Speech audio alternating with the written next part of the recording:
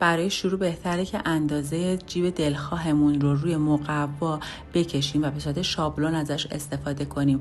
دهنه جیب من اینجا 14 سانتی متر، ارتفاع جیبم 18 سانتی متره که به علاوه 3 سانتی متر کردم. وقتی آماده شد میذارم روی پارچه و با فاصله 1.5 سانتی متر برش میزنم.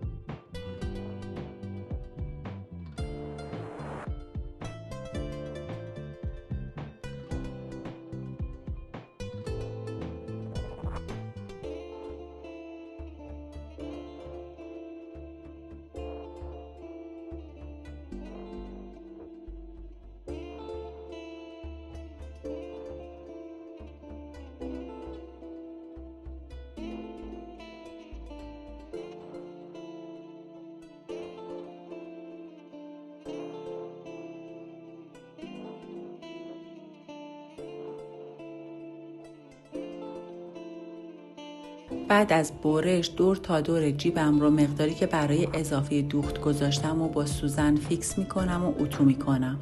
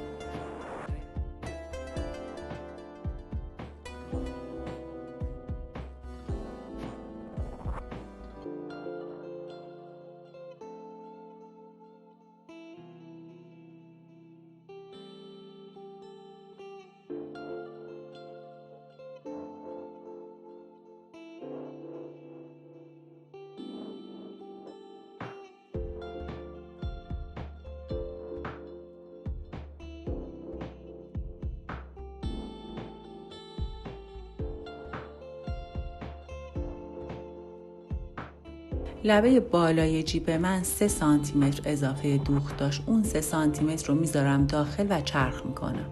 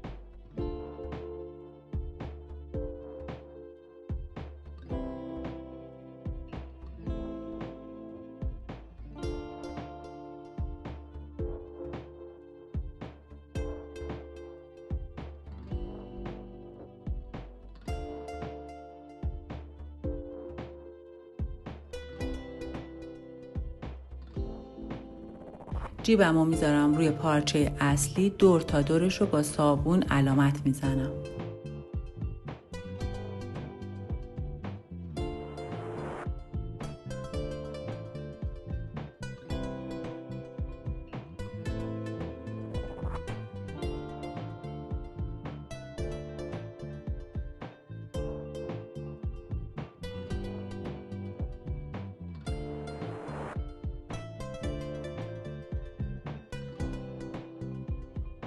بعد از اینکه جای جیب مشخص شد، 3 طرفی که باید دوخته بشه زانفیکس میذاریم، جیبمون رو میذاریم روش و اتو میکنیم.